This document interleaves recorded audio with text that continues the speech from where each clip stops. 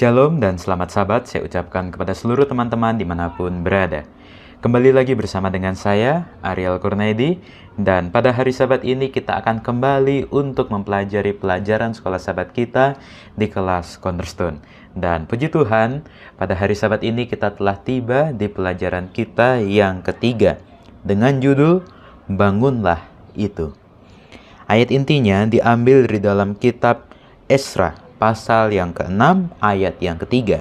Demikian firman Tuhan. Pada tahun pertama zaman Raja Kores, dikeluarkanlah perintah oleh Raja Kores mengenai rumah Allah di Yerusalem. Rumah itu haruslah dibangun kembali sebagai tempat orang mempersembahkan korban sembelihan dan korban api-apian. Haruslah tingginya 60 hasta dan lebarnya 60 hasta.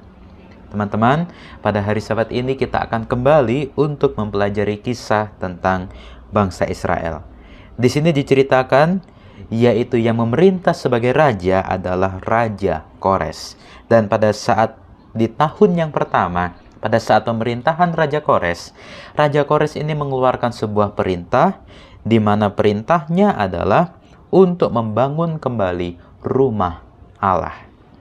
Di sini dikatakan mengenai rumah Allah yang ada di Yerusalem, rumah itu haruslah dibangun kembali sebagai tempat orang mempersembahkan korban sembelihan dan korban api-apian. Di sini juga dikatakan berapa ukuran atau denah dari bangunan tersebut. Di sini dikatakan rumah itu haruslah tingginya 60 hasta dan lebarnya 60 hasta. Dan haruslah dipasang 3 lapis batu besar-besar dan 1 lapis kayu. Dan di sini juga diceritakan dari mana biayanya. Biayanya harus dibayar dari perbendaharaan kerajaan. Dan bukan hanya itu, apabila kita mengingat di pelajaran yang lalu, di mana pada saat itu Raja Nebukadnezar dia mengambil peralatan-peralatan yang ada di bait suci. Dan pada saat ini Raja Kores memerintahkan agar alat-alat yang telah diambil oleh Raja Nebukadnezar itu dikembalikan lagi untuk dapat dimasukkan ke dalam bait suci. Di sini dikatakan, dan juga perlengkapan emas dan perak rumah Allah yang diambil oleh Nebukadnezar dari bait suci yang di Yerusalem dan dibawa ke Babel itu haruslah dikembalikan, supaya kembali pula ke dalam bait suci yang di Yerusalem, ke tempatnya yang semula. Dan engkau haruslah menaruhnya di dalam rumah Allah. Dan bukan hanya itu, di sini Raja Kores juga memerintahkan perintah tentang hal-hal yang harus diperbuat terhadap para orang tua, yaitu para tua-tua orang Yahudi mengenai pembangunan rumah Allah itu. Apa perintahnya?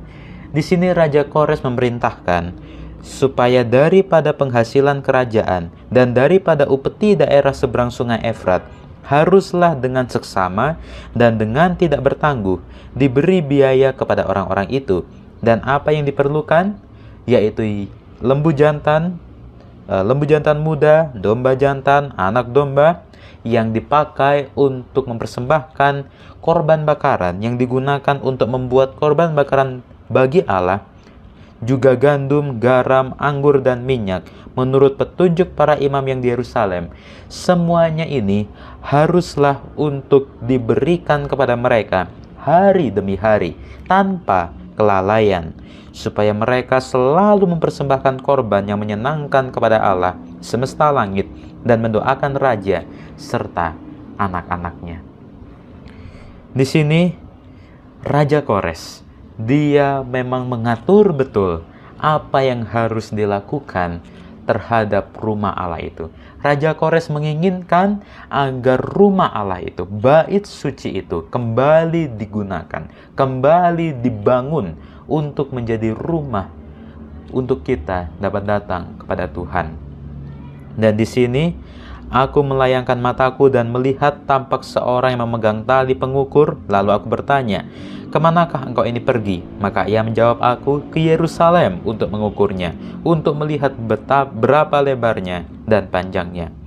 Dan sementara malaikat yang berbicara dengan aku itu maju ke depan, majulah seorang malaikat lain mendekatinya yang diberi perintah. Berlarilah, katakanlah kepada orang muda yang di sana itu demikian. Yerusalem akan tetap tinggal seperti padang terbuka oleh karena banyaknya manusia dan hewan di dalamnya.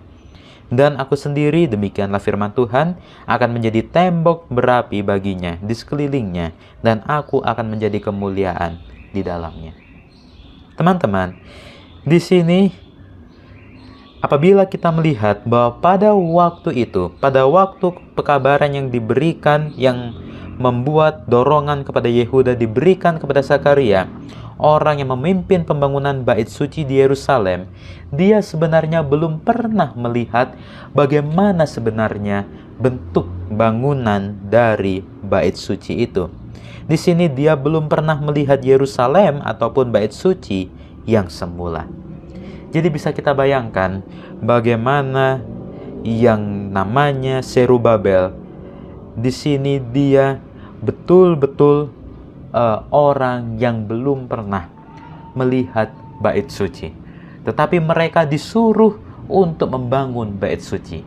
Kita bisa bayangkan bagaimana susahnya mereka membayangkan, mereka memikirkan bagaimana sebenarnya bentuk bait suci ini. Oleh karena mereka belum pernah melihat.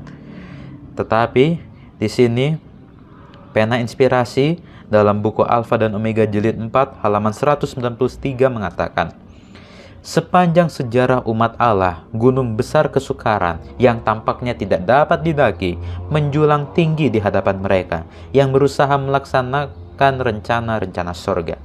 Rintangan-rintangan seperti itu dibiarkan Tuhan sebagai suatu ujian iman. Bila mana kita dikurung dari segala penjuru, inilah waktunya di atas segala waktu yang lain untuk berharap kepada Allah dan pada kuasa rohnya. Latihan iman yang hidup berarti suatu peningkatan kekuatan rohani dan pembangunan suatu kepercayaan yang teguh. Teman-teman, hal yang bisa kita ambil, hal yang bisa kita pelajari di pelajaran sekolah sahabat kita pada hari Sabat ini adalah di sini dikatakan melalui pena inspirasi ini juga mengatakan memang Tuhan akan mengizinkan pencobaan-pencobaan itu datang. Tuhan akan mengizinkan hal-hal yang tampaknya sulit untuk dilakukan itu menghampiri kita. Untuk apa? Untuk menguji iman kita. Untuk menguji kesetiaan kita kepada Allah dan kepada kuasa rohnya. Dan pertanyaannya diserahkan bagi kita. Apakah kita sanggup untuk melalui ujian tersebut? Apakah kita sanggup untuk menghadapi badai tersebut?